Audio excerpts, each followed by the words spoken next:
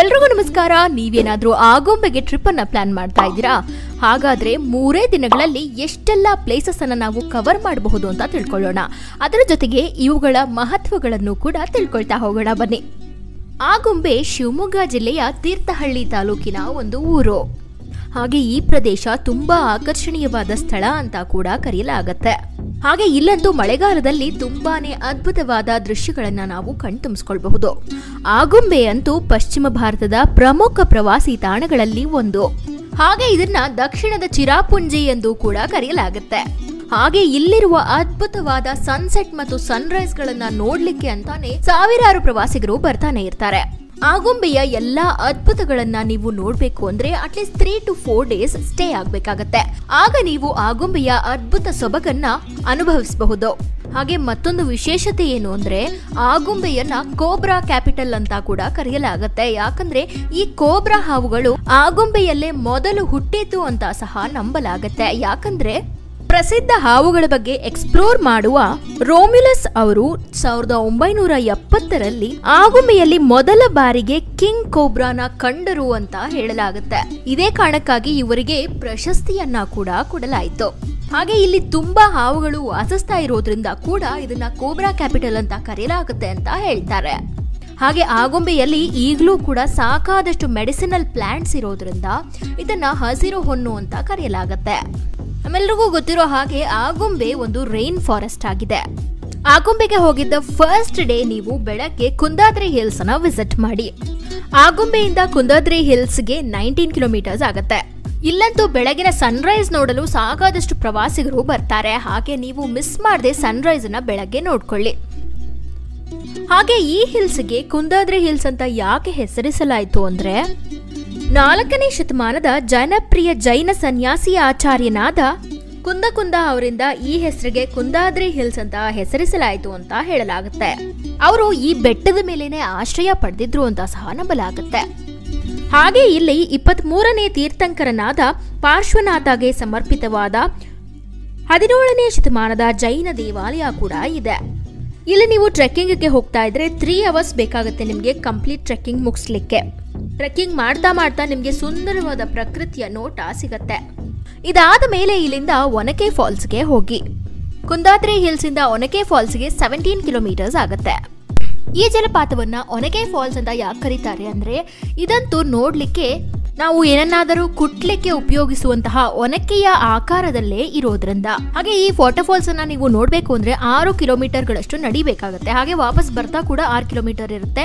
Total 12 ಕಿಲೋಮೀಟರ್ಗಳಷ್ಟು trekking ಮಾಡ್ಬೇಕಾಗುತ್ತೆ ನೀವು. ಹಾಗೆ ಇಲ್ಲಿಗೆ ನೀವು ಗ್ರಿಪ್ ಆಗಿರುವಂತಹ ಟ್ರೆಕ್ಕಿಂಗ್ ಶೂಸ್ ಅನ್ನ ಧರಿಸೋದು ಬಹಳ ಮುಖ್ಯವಾಗುತ್ತೆ. ಇದು ದಟ್ಟವಾದ ಕಾಡಾಗಿರೋದ್ರಿಂದ ಇಲ್ಲಿ ಕ್ರಿಮಿಕೀಟಗಳು ಸಾಮಾನ್ಯ. ಹಾಗೆ ಇಲ್ಲಿಗೆ ಹೋದಾಗ ನೀವು ದಾರಿ ತಪ್ಪೋ ಚಾನ್ಸಸ್ ತುಂಬಾನೇ ಇರುತ್ತೆ. ಆದ್ದರಿಂದ ಇಲ್ಲಿನ ಸ್ಥಳೀಯರೊಂದಿಗೆ ನೀವು ಮಾರ್ಗದರ್ಶನವನ್ನ ಪಡ್ಕೊಳ್ಬಹುದು. ಹಾಗೆ ಇಲ್ಲಿಗೆ ಆದಷ್ಟು ಗ್ರೂಪ್ಗಳಲ್ಲೇ ಹೋಗೋದು ತುಂಬಾನೇ ಉತ್ತಮವಾಗುತ್ತೆ. ಹಾಗೆ ಈ ಫಾಲ್ಸಿನ ವ್ಯೂ ನಿಮ್ಗೆ ತುಂಬಾ ಚೆನ್ನಾಗಿ ಕಾಣಿಸ್ಬೇಕು ಅಂದ್ರೆ ನೀವು ಪೋಸ್ಟ್ ಮಾನ್ಸೂನ್ ಸೀಸನ್ ಅಲ್ಲಿ ಹೋಗ್ಬೇಕು.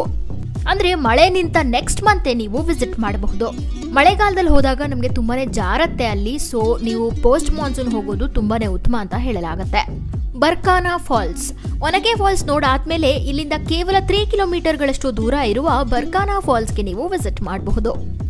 ಈ ಬರ್ಕಾನಾ ಫಾಲ್ಸ್ ಅಂತೂ ನೈಸರ್ಗಿಕ ಅದ್ಭುತಗಳ ಅತ್ಯಂತ ಆಕರ್ಷಕ ದೃಶ್ಯಗಳಲ್ಲಿ ಒಂದಾಗಿದೆ. ಹಾಗೆ ನಾವು ಬರ್ಕಾನಾ ಫಾಲ್ಸ್ ಹೋಗೋ ದಾರಿಲೇನೆ ಬರ್ಕಾನಾ ವ್ಯೂ ಪಾಯಿಂಟ್ ಅಂತ ಇದೆ. ಇಲ್ಲಿಂದ ನಾವು ಫಾಲ್ಸ್ ಅನ್ನ ದೂರದಿಂದ ನೋಡಬಹುದು. ಇದನ್ನ ನೋಡ್ಲಿಕ್ಕೆ ಅಂತೂ ತುಂಬಾ ಅದ್ಭುತವಾಗಿರುತ್ತೆ. ಹಾಗೆ ಇದಂತೂ ಮಳೆಗಾಲದಲ್ಲಿ ಇನ್ನಷ್ಟು ಅದ್ಭುತವಾಗಿ ಕಂಡು ಬರುತ್ತೆ. ಹಾಗೆ ಇಲ್ಲಿಗೆ ನೀವು ನಾನು ಮುಂಚೆ ಹೇಳಿದ ಹಾಗೆ ಮಳೆಗಾಲದಲ್ಲಂತೂ ಭೇಟಿ ನೀಡಬೇಡಿ. ಯಾಕಂದ್ರೆ ತುಂಬಾನೇ ಜಾರತ್ತೆ. ಫಾಲ್ಸ್ಗೆ ನೀವು ವಿಸಿಟ್ ಮಾಡಬೇಕು ಅಂದ್ರೆ ಫಾರೆಸ್ಟ್ ಡಿಪಾರ್ಟ್ಮೆಂಟ್ ಇಂದ ನೀವು ಪರ್ಮಿಷನ್ ಅನ್ನ ತಗೊಂಡಿರ್ಬೇಕು. ಆ ಡೀಟೇಲ್ಸ್ ಅನ್ನ ನಾನು ಡಿಸ್ಕ್ರಿಪ್ಷನ್ ಬಾಕ್ಸ್ ಅಲ್ಲಿ ಕೊಟ್ಟಿರ್ತೀನಿ. ಅದರ ಮೂಲಕ ನೀವು ಬುಕಿಂಗ್ಸ್ ಅನ್ನ ಮಾಡ್ಕೊಳ್ಬಹುದು.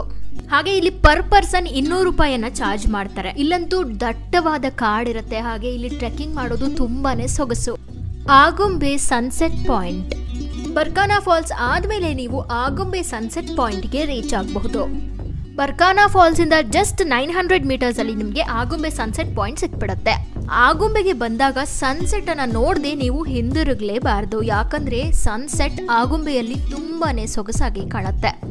ಹಾಗೆ ಸನ್ಸೆಟ್ಗಾಗಿನೇ ಫೇಮಸ್ ಅಂತಾನೆ ಹೇಳ್ಬಹುದು ಆಗುಂಬೆ. ಇದಾದ್ಮೇಲೆ ನೀವು ನಿಮ್ಮ ಮೊದಲನೇ ದಿನದ ಟ್ರಿಪ್ ಅನ್ನ ಎಂಡ್ ಮಾಡಬಹುದು. ಎರಡನೇ ದಿನ ಬೆಳಗ್ಗೆ ನೀವು ಜೋಗಿಗುಂಡಿ ಫಾಲ್ಸ್ಗೆ ರೀಚ್ ಆಗಬೇಕಾಗತ್ತೆ.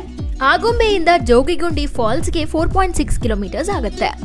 ಈ ಫಾಲ್ಸ್ಗೆ ಜೋಗಿಗುಂಡಿ ಅಂತ ಯಾಕೆ ಕರೀತಾರೆ ಅಂದ್ರೆ, ಈ ಸ್ಥಳದಲ್ಲಿ ಧ್ಯಾನ ಮಾಡ್ತಿದ್ದಂತಹ ಸಂತ ಜೋಗಿಯಿಂದ ಈ ಜಲಪಾತಕ್ಕೆ ಜೋಗಿಗುಂಡಿ ಅಂತ ಕರೆಯಲಾಗುತ್ತೆ. ಹಾಗೆ ಈ ಜಲಪಾತ ಒಂದು ವಿಶಿಷ್ಟವಾದ ಲಕ್ಷಣವನ್ನ ಹೊಂದಿದೆ. ಅದೇನು ಅಂದ್ರೆ, ಈ ಜಲಪಾತ ಒಂದು ಗುಹೆಯಿಂದ ಹುಟ್ಟಿಕೊಂಡಿದೆ ಮತ್ತು ಬೆಟ್ಟದ ಮೂಲಕ ಹರಿಯುತ್ತೆ. ಶೃಂಗೇರಿ ಶಾರದಾಂಬಾ ದೇವಾಲಯ. ಜೋಗಿಗುಂಡಿ ಫಾಲ್ಸ್ ನೋಡ್ಕೊಂಡಾದ್ಮೇಲೆ ನೀವು ಶೃಂಗೇರಿ ಶಾರದಾಂಬಾ ದೇವಾಲಯಕ್ಕೆ ಭೇಟಿ ನೀಡಬಹುದು. ಕೇವಲ 29 ಕಿಲೋಮೀಟರ್ಗಳಲ್ಲಿ ನಿಮ್ಗೆ ಶೃಂಗೇರಿ ಸಿಕ್ಬಿಡತ್ತೆ. ನಮ್ಮೆಲ್ಲರಿಗೂ ಗೊತ್ತಿರೋ ಹಾಗೆ ಆದಿಶಂಕರಾಚಾರ್ಯರು ದೇಶದ ಎಲ್ಲೆಡೆ ಸಂಚಾರ ಮಾಡಿ ಅದ್ವೈತ ಸಿದ್ಧಾಂತವನ್ನ ಪ್ರಚಾರ ಮಾಡಿದ್ರು. ನಿರಂತರವಾದ ಪ್ರಚಾರಕ್ಕಾಗಿ ಭಾರತದಲ್ಲಿ 4 ದಿಕ್ಕುಗಳಲ್ಲಿ ಪೀಠಗಳನ್ನ ಸ್ಥಾಪಿಸಿದ್ರು.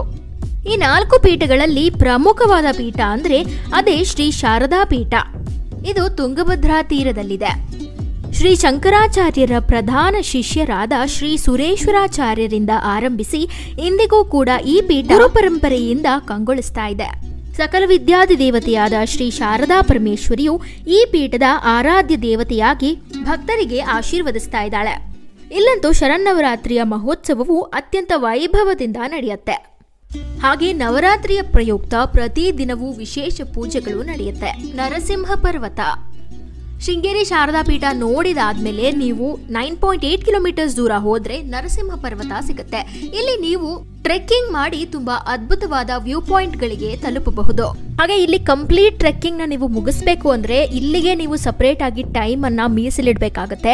ಶೃಂಗೇರಿ ಶಾರದಾ ದೇವಸ್ಥಾನದಿಂದ ಕೇವಲ 9.8 ಕಿಲೋಮೀಟರ್ ದೂರ ಇರೋದ್ರಿಂದ ನರಸಿಂಹ ಪರ್ವತಕ್ಕೆ ನೀವು ರೀಚ್ ಆಗಿ ಜಸ್ಟ್ ದೂರದಿಂದಾನೇ ಒಂದು ಗ್ಲಿಮ್ಸ್ ರೀತಿ ನೀವು ನೋಡ್ಕೊಳ್ಬಹುದು. ಆದ್ರೆ ನೀವು ಇಲ್ಲಿ ಕಂಪ್ಲೀಟ್ ಟ್ರೆಕ್ಕಿಂಗ್ ಅನ್ನ ಒಂದೇ ದಿವಸದಲ್ಲಿ ಮುಗಿಸಕ್ಕೆ ಆಗೋದಿಲ್ಲ. ಯಾಕಂದ್ರೆ ಈ ಟ್ರೆಕ್ಕಿಂಗ್ ಆದ್ಮೇಲೆ ನೀವು ವಾಪಸ್ ಆಗುಂಬೆಗೆ ರೀಚ್ ಆಗ್ಬೇಕಾಗತ್ತೆ.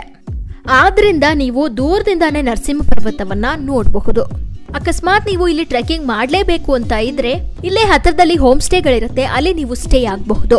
ಹಾಗೆ ಈ ಪೀಕ್ ಅನ್ನ ಆಗುಂಬೆ ಘಾಟಿನ ಟಾಲೆಸ್ಟ್ ಪೀಕ್ ಅಂತಾನೆ ಕರೆಯಲಾಗುತ್ತೆ. ಇದನ್ನ ನರಸಿಂಹ ಪರ್ವತ ಅಂತಾನೆ ಯಾಕೆ ಕರೀತಾರೆ ಅಂದ್ರೆ, ಈ ಪರ್ವತದ ಮೇಲೆ ನರಸಿಂಹನ ಒಂದು ವಿಗ್ರಹ ಸಿಕ್ಕಿತಂತೆ. ಆದ ಕಾರಣ ಇದನ್ನ ನರಸಿಂಹ ಪರ್ವತ ಅಂತಾನೆ ಕರೆಯಲಾಗುತ್ತೆ. ಸಿರಿಮನೆ ಫಾಲ್ಸ್.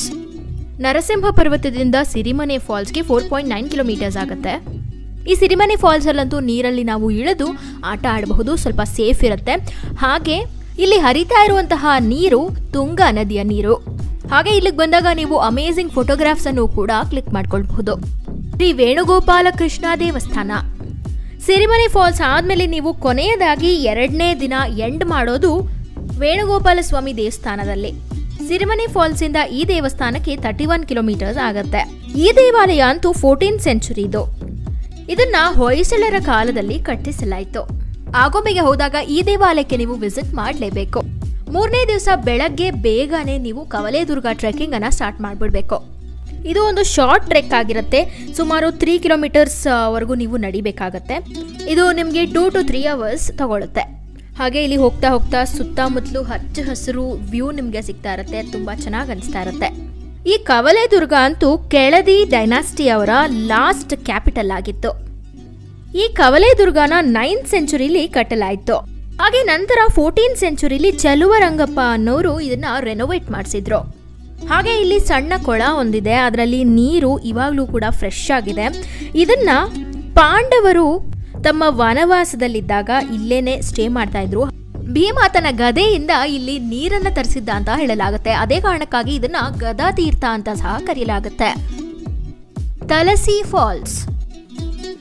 ಕವಲೇದುರ್ಗ ಫೋರ್ಟ್ ನೋಡ್ಕೊಂಡಾದ್ಮೇಲೆ ನೀವು 13 ಕಿಲೋಮೀಟರ್ಸ್ ದೂರ ಹೋದ್ರೆ ತಲಸಿ ಫಾಲ್ಸ್ ಸಿಗತ್ತೆ. ಆಗುಂಬೆ ಟ್ರಿಪ್ಗೆ ಬಂದಾಗಂತೂ ಇಲ್ಲಿಗೆ ಭೇಟಿ ನೀಡಲಿಕ್ಕೆ ಸ್ವಲ್ಪ ಜನರಿಗೆ ಗೊತ್ತಾಗೋದಿಲ್ಲ. ಇದು ಅಷ್ಟೊಂದು ಎಕ್ಸ್ಪ್ಲೋರ್ ಆಗಿಲ್ಲದೆ ಇರೋದ್ರಿಂದ ಈ ಫಾಲ್ಸ್ ಅನ್ನಂತೂ ಪಶ್ಚಿಮ ಘಟ್ಟಗಳ ಗುಪ್ತ ರತ್ನ ಅಂತಾನೆ ಕರೆಯಲಾಗುತ್ತೆ. ಯಾಕಂದ್ರೆ ಈ ಫಾಲ್ಸ್ ನೋಡ್ಲಿಕ್ಕೆ ಅಷ್ಟು ಸೊಗಸಾಗಿರುತ್ತೆ. ಈ ಫಾಲ್ಸ್ ರೂಪುಗೊಂಡಿರೋದು ಚಲವರ ನದಿಯಿಂದ. ಇಲ್ಲಿಗೆ ತಲುಪಬೇಕಾದ್ರೆ ನೀವು ಡೆನ್ಸ್ ಫಾರೆಸ್ಟ್ ಒಳಗಡೆ ನಡ್ಕೊಂಡು ಹೋಗ್ಬೇಕಾಗತ್ತೆ, ಸ್ವಲ್ಪ ಟ್ರೆಕ್ಕಿಂಗ್ ಮಾಡಬೇಕಾಗತ್ತೆ. ಹಾಗೆ ಇಲ್ಲಿ ಮಧ್ಯ ಹೋಗ್ತಾ ಹೋಗ್ತಾ ಸುತ್ತಲೂ ಹಚ್ಚ ಹಸಿರು, ಹಾಗೆ ಪಕ್ಷಿಗಳು ಇಂಪಾದ ಗಾಯನವನ್ನ ಮಾಡ್ತಾ ಇರ್ತವೆ. ನಾವು ಅದನ್ನ ಕೇಳಿಸ್ಕೊಳ್ತಾ ಆನಂದಿಸಬಹುದು. ಹಾಗೆ ಇಲ್ಲಿ ನಾವು ತರತರವಾದ ಪಕ್ಷಿಗಳನ್ನು ಕೂಡ ನೋಡಬಹುದು. ತಲಾಸಿ ಫಾಲ್ಸ್ ನೋಡಾದ್ಮೇಲೆ ನೀವು ಕುಂಚಿಕಲ್ ಫಾಲ್ಸ್ಗೆ ಹೋಗಬಹುದು. ಇಲ್ಲಿಗೆ ಕೇವಲ 11 ಕಿಲೋಮೀಟರ್ಸ್ ಆಗುತ್ತೆ. ಈ ಫಾಲ್ಸ್ ಅಂತೂ ವಾರಾಹಿ ನದಿಯಿಂದ ರೂಪುಗೊಂಡಿರೋದು. ಹಾಗೆ ಕುಂಚಿಕಲ್ ಫಾಲ್ಸ್ ಅನ್ನ ಕರ್ನಾಟಕದಲ್ಲಿರುವಂತಹ ಟಾಲೆಸ್ಟ್ ಫಾಲ್ಸ್ ಗಳ ಪಟ್ಟಿಯಲ್ಲಿ ಸೇರಿಸಲಾಗಿದೆ. ಯಾಕಂದ್ರೆ ಇದರ ಹೈಟ್ 455 ಮೀಟರ್. ಕುಂಚಿಕಲ್ ಫಾಲ್ಸ್ ಅಂತೂ ಮಾನ್ಸೂನ್ ಸೀಸನ್ ಅಲ್ಲಿ ತುಂಬಾ ಅದ್ಭುತವಾಗಿ ಧರೆಗಿಳಿಯುತ್ತೆ. ಹಾಗೆ ನೀವು ಪೋಸ್ಟ್ ಮಾನ್ಸೂನ್ ಸೀಸನ್ ಅಲ್ಲಿ ಕೂಡ ಇಲ್ಲಿಗೆ ಭೇಟಿ ನೀಡಬಹುದು. ಆಗ್ಲೂ ಕೂಡ ಫಾಲ್ಸ್ ತುಂಬಾ ಚೆನ್ನಾಗಿ ನಿಮಗೆ ಕಾಣಿಸುತ್ತೆ. ಹಾಗೆ ಕುಂಚಿಕಲ್ ಜಲಪಾತವು ಕರ್ನಾಟಕದ ಜಲವಿದ್ಯುತ್ ಯೋಜನೆಗಳ ಪ್ರಾಥಮಿಕ ಮೂಲಗಳಲ್ಲಿ ಒಂದಾಗಿದೆ. ಆಗುಂಬೆಗೆ ನೀವು ಭೇಟಿ ನೀಡಿದಾಗ ಕುಂಚಿಕಲ್ ಫಾಲ್ಸ್ಗೂ ಕೂಡ ಭೇಟಿ ನೀಡಲಿಕ್ಕೆ ಮಿಸ್ ಮಾಡಲೇಬೇಡಿ. ಶ್ರೀ ದೇವಗಂಗೆ ದೇವಸ್ಥಾನ. ಕುಂಚಿಕಲ್ ಫಾಲ್ಸ್ ನ ನೋಡಾದ್ಮೇಲೆ ನೀವು 25 ಕಿಲೋಮೀಟರ್ಗಳಷ್ಟು ದೂರ ಹೋದ್ರೆ ದೇವಗಂಗೆ ದೇವಸ್ಥಾನ ನಿಮಗೆ ಸಿಗತ್ತೆ. ಈ ದೇವಸ್ಥಾನ ಅಂತೂ ತುಂಬಾ ಸುಂದರವಾದ ದೇವಸ್ಥಾನ ಅಂತಾನೆ ಕರೆಯಲ್ಪಡುತ್ತೆ. ಹಾಗೆ ಈ ದೇವಸ್ಥಾನದಲ್ಲಿರುವಂತಹ ಕೊಳದಲ್ಲಿರುವ ನೀರು ತುಂಬಾನೇ ಸುಂದರವಾಗಿ ಕಾಣುತ್ತೆ. ಅದಷ್ಟೇ ಅಲ್ಲದೆ ಈ ಕೊಳದಲ್ಲಿರುವ ನೀರು ಯಾವತ್ತಿಗೂ ಕೂಡ ಬತ್ತು ಹೋಗಿಲ್ಲ. ಈ ದೇವಾಲಯವನ್ನ ಕೆಳದಿ ಅರಸರ ಕಾಲದಲ್ಲಿ ನಿರ್ಮಾಣ ಮಾಡಲಾಯಿತು.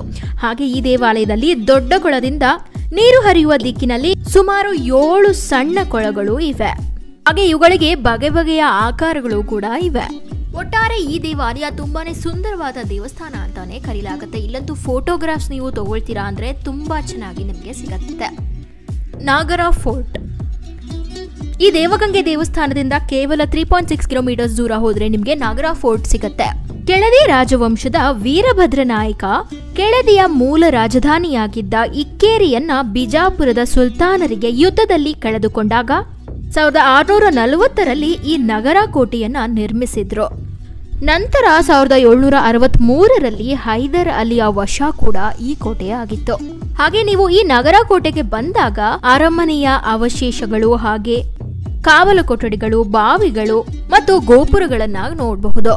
ಹಿಡ್ಲುಮನೆ ಜಲಪಾತ. ನಗರ ಫೋರ್ಟ್ ಅನ್ನ ನೀವು ನೋಡಾದ್ಮೇಲೆ ಹಿಡ್ಲುಮನೆ ಜಲಪಾತಕ್ಕೆ ಬರಬಹುದು. ಇಲ್ಲಿಗೆ ಕೇವಲ 28 ಕಿಲೋಮೀಟರ್ಸ್ ಆಗುತ್ತೆ. ಈ ಫಾಲ್ಸ್ ಅಲ್ಲಿ ನೀವು ಇಳಿದು ಎಂಜಾಯ್ ಮಾಡಬಹುದು. ಹಾಗೆ ಮಳೆಗಾಲದಲ್ಲಿ ನೀವು ಖಂಡಿತವಾಗಿ ಭೇಟಿ ನೀಡಬೇಡಿ. ಯಾಕಂದ್ರೆ ಮಳೆಗಾಲದಲ್ಲಿ ಫಾಲ್ಸ್ ಅನ್ನ ವಿಸಿಟ್ ಮಾಡುವುದು ಅಷ್ಟು ಸೂಕ್ತವಲ್ಲ. ಯಾಕಂದ್ರೆ ಆಗ ನೀರು ಕೂಡ ತುಂಬಾನೇ ರಭಸವಾಗಿ ಬೀಳ್ತಾ ಇರುತ್ತೆ ಮತ್ತು ಫಾಲ್ಸ್ ಹತ್ರ ಹೋಗೋ ದಾರಿ ಕೂಡ ತುಂಬಾನೇ ಜಾರತ್ತೆ. ಹಾಗೆ ಈ ಜಲಪಾತವನ್ನ ಮೇಲ್ಭಾಗದಿಂದ ನೋಡುವುದಕ್ಕಂತೂ ತುಂಬಾನೇ ಸೊಗಸಾಗಿರುತ್ತೆ.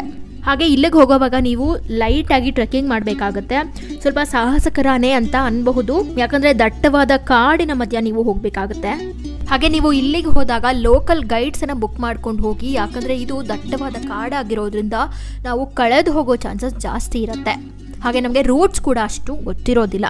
ಇಲ್ಲಿಗೆ ನಿಮ್ಮ 3 ದಿನಗಳ ಪ್ರವಾಸ ಮುಗಿಯುತ್ತೆ. ಇಲ್ಲಿಂದ ನೀವು ವಾಪಸ್ ಆಗುಂಬೆಗೆ ನಿಮ್ಮ ರೂಮ್ಸ್ ಅನ್ನ ರೀಚ್ ಆಗಬಹುದು. ನೋಡಿದ್ರಲ್ಲ, ಆಗುಂಬೆಗೆ ಹೋದಾಗ ನೀವು 15 ಪ್ಲೇಸಸ್ ಅನ್ನ 3 ದಿನಗಳಲ್ಲಿ ಹೇಗೆ ಕವರ್ ಮಾಡಬಹುದು ಅಂತ. ಈ ಮಾಹಿತಿಗಳೆಲ್ಲ ನಿಮಗೆ ಉಪಯುಕ್ತವಾಗಿದ್ದಲ್ಲಿ ನಮ್ಮ ಚಾನಲ್ಗೆ ಸಬ್ಸ್ಕ್ರೈಬ್ ಆಗೋದಕ್ಕೆ ಮರಿಬೇಡಿ. ಹಾಗೆ ಒಂದು ಲೈಕ್ ಅನ್ನ ಕೂಡ ಕೊಡಿ. ಹಾಗೆ ನಿಮ್ಗೆ ಈ ಪ್ಲೇಸಸ್ ಬಗ್ಗೆ ಏನಾದ್ರೂ ಇನ್ಫಾರ್ಮೇಶನ್ ಬೇಕು ಅಂದ್ರೆ ದಯವಿಟ್ಟು ಕಮೆಂಟ್ಸ್ ಮೂಲಕ ತಿಳಿಸಿ.